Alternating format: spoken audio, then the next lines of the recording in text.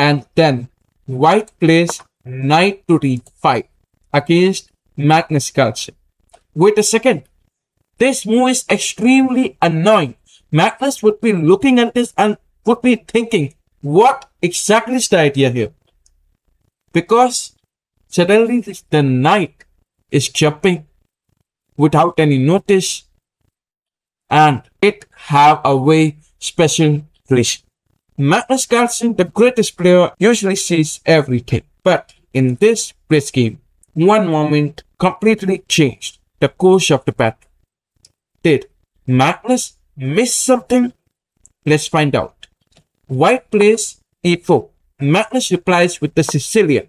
After knight f3, e6, knight c3, knight c6. The things were very normal, right? White plays bishop b5. Now this is one part of the game where white is already trying to annoy Magnus a little. And Magnus suddenly moved the knight d4. Now he is attacking the bishop, grabbing the space at the center with this. So here, white calmly castles. He is like, you want my bishop? Sure, why not? I have no problem. Now, Magnus understand this knight at the center is a very dominating knight. So why should I waste my resources? Hence, he continues with a6. Attacking the bishop is the mid plan. Now, white continues with bishop to d3. Now, white can do nothing. Like, white has to protect his bishop, so he just retreat his bishop back to d3. Now here, Magnus go back. Knight to c6. And suddenly, white plays the aggressive knight to d5. Now, what was the ideology? What was the thinking done by white? Like, why is he choosing this move? So this move is having a very good idea. The pawn take it. Well, if the pawn take it, then that's a blunder. You may take it. Knight jumps to b4. Best move according to computer analysis. Attacking bishop and this. So comes rook e1 check. Now if you calculate, king cannot move backward, right? King cannot come at the front, right? So bishop comes or knight comes. That's the only way to protect the check. Suppose knight comes. d6 and pin. The knight is gone. Show the king side. Well, that's why against Magnus, Sina tried this.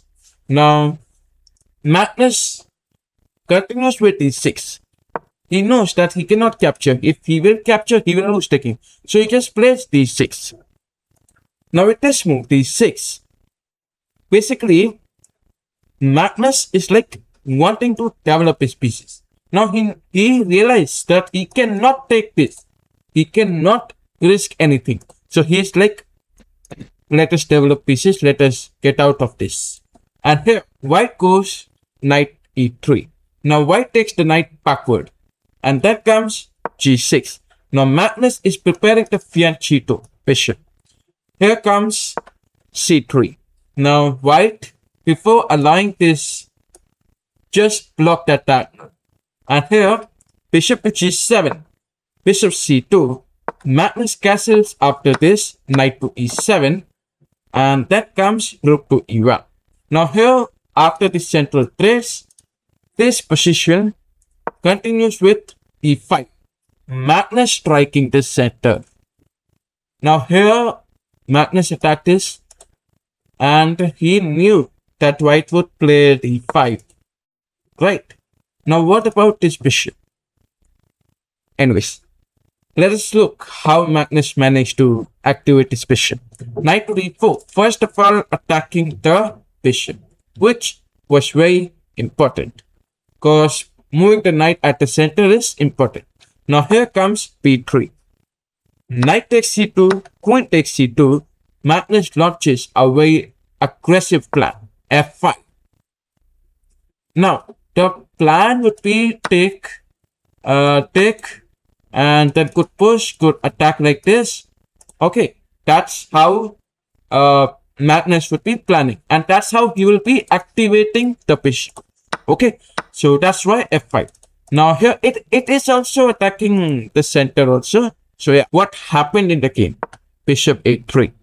Now white is like, I know I am not going to allow this diagonal, right? So white is like attacking the weak pawns.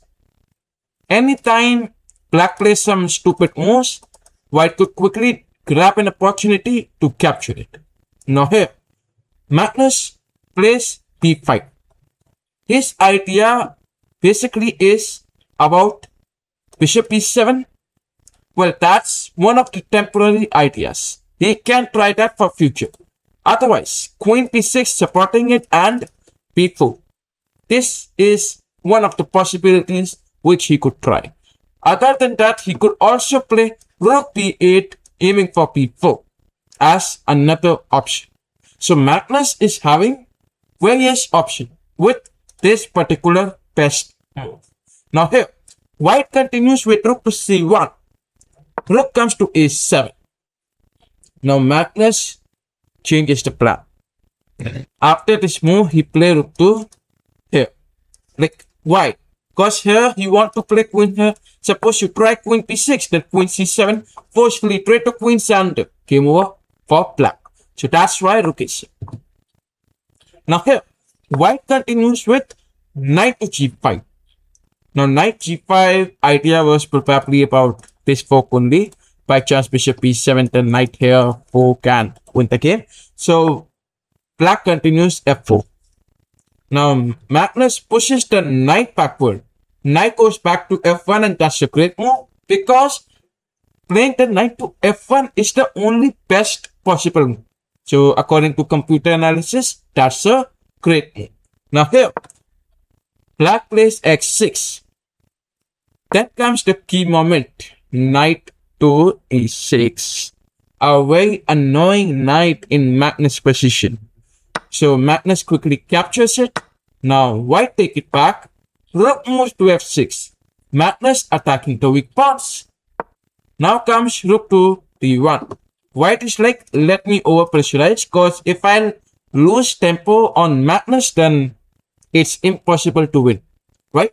Well, rook moves to d1. Rook take e6. Now he is adding triple layer of protection. Sorry, second layer of protection. Triple will be when this will come. Yeah. So here, x3 is played. Rook to d7, and Magnus got triple protection against white's queen, against his pieces and everything. Anyways, here comes knight to x2 by white. Now white is like, let me figure out something. Let me try to attack the weak pawns. Let me try something. Because knight at f1 is absolutely a waste. So let me develop. Now here comes king x7. Magnus is like, come on, try. I'm already adding a second layer of protection. So here comes knight f3. Now white realized that taking knight there at a place where there is second layer of protection is a waste. So he just played knight f3. Now with this, he is looking for this fork. Saying to God, oh my God, please make Magnus play this so that I could give a fork and win against Magnus. But yep, God fulfilled white wish. g5. Now here, Magnus, obviously, he avoids white plan. Now here, white is still trying. He plays rook d2. Knight moves to g6. Rook to d1. x5. Now Magnus is trying to push the pawns, basically creating pawn storms against white. Now here, white continues with queen c6. A great move. Why? To attack this weak pawn. To overpressurize attack via. Now there are 4 pieces attacking this pawn. Right? Well, here, king moves to x6. Now, Magnus is like moving king to x6. He is protecting his king, making this king safe. And then only he can plan for some attacks. Otherwise, attack is waste.